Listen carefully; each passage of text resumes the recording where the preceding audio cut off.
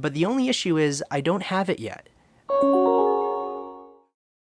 Hello there, welcome to AMBR Builds, where assembly may be required. Join me as I document my journey back into LEGO collecting, and in this video, I wanted to show a couple different versions of a minifigure display stand that I've been working on.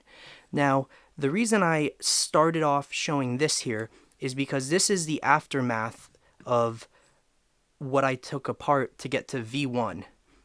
Now, version 1 of my display stand is made completely from a disassembled X-Wing fighter. And this was just the one piece that I had not bagged up. As you can see here, I really had to do some damage to this poor thing. I believe you can still see the Luke Skywalker lightsaber in here somewhere. There we go.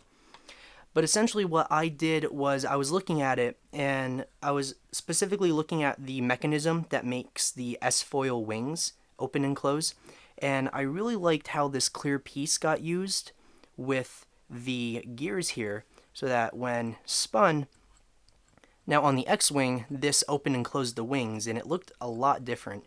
But on this, instead, as I spin it, and I took one of the engine pieces and put some bricks on top, so that when I put a minifig, and Davy Jones was nice enough to show up today so that he can be our minifig model.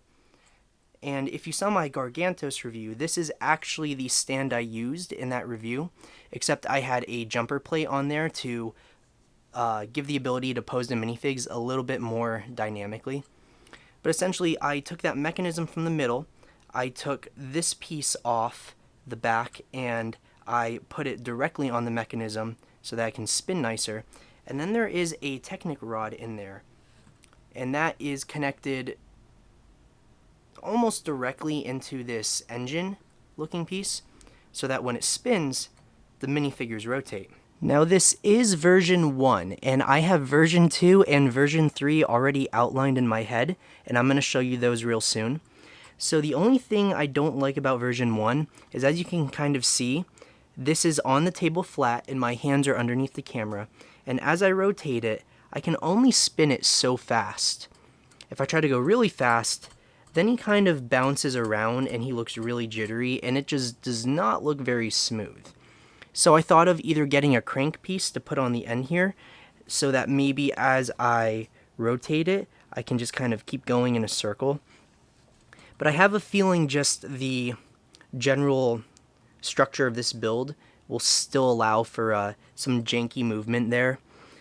So I'm actually going to do another Star Wars set and take that apart slightly, because I was thinking of other sets that have spinning mechanisms, and this set came to mind almost immediately. And that set would be the LEGO Star Wars Episode 3 Duel on Mustafar, the first one they did back in 2005. And as you can see, there's literally a piece on a rod, and it's meant for rotating your character. So that's what I thought would maybe be good for a review, is if, say I did something like this, where I can put it in there. And why don't we have a look at Severus Snape-haired Anakin Skywalker here. Not the best looking LEGO Star Wars minifigure. I feel like back then the faces just were not very expressive.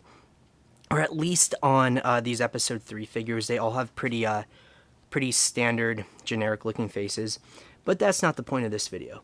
The point of this video is to talk about the way this rotates, and there is, if you can see it in there, there is a little like bushing, and you're supposed to take this rod and thread it all the way through.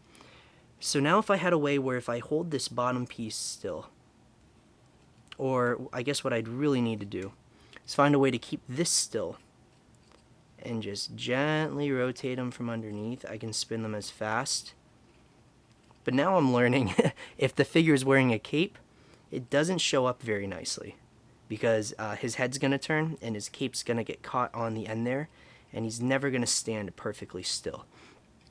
So this is version 2. I guess is really more like a prototype. It's not even a version 2 because I didn't use it, and I don't think I'm going to at this point. But this is where my mind went and what I thought would have worked well. But now I'm going to show you version 3.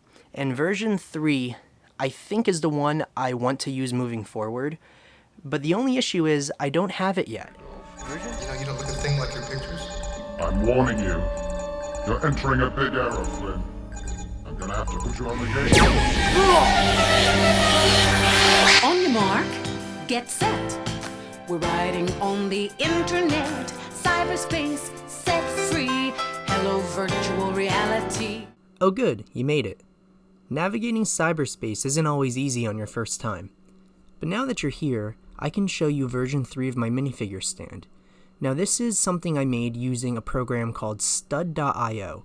It's a free program that you can download from Bricklink's website, and I would highly recommend looking into it if you love designing things on your computer or playing with Lego and you don't always have the pieces on hand to make things in the moment. So what I did here was I actually used a design that came from a Teenage Mutant Ninja Turtles set of their sewer lair. And in that set, there's a little turntable that the turtles can be posed on, and you can rotate them to train against each other or against training dummies. Now what I did was I took the basis of that, which is this black gearbox piece, and you use these gears inside along with a Technic axle, so that as the axle rotates, the gears spin, which it's hard to see here, but there's a little red tiny Technic pin that is going through this to the columns here. And as this spins, that will spin this up top. And that's why I went for a little bit of a design here. I use these columns that they just evoke this really regal, this really majestic look. And to match, I did a white base at the top with a jumper stud so that as I put minifigs on it, I can pose them on one foot, or I can make them look a little more dynamic, like they're running or like they're jumping. But anyways, this is version 3, and this is the one I'm most happy with. And according to this software, which is pretty neat, where as you choose pieces and as you choose groups of pieces, it will tell you the going market value for that piece or for that group of pieces. And according to this, I should be able to order all these pieces for around $2.78, which is pretty nice. Now the only other thing I want to do is order a Technic motor and a Technic motor box so that when I'm using this in a review, I can have it rotate at various speeds, and it should be able to give me the cleanest rotation.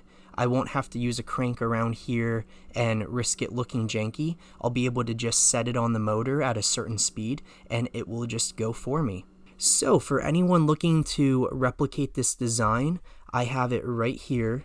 If you kind of, as you have been watching this video, want to take a look around, and you could see I put this on the end just to end cap it.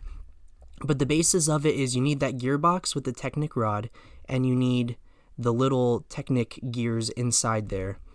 And then you need something to connect it to so that it actually spins. And if anybody is able to use it and motorize it before I get around to it, please let me know or post that video somewhere. I'd love to see how this works in action.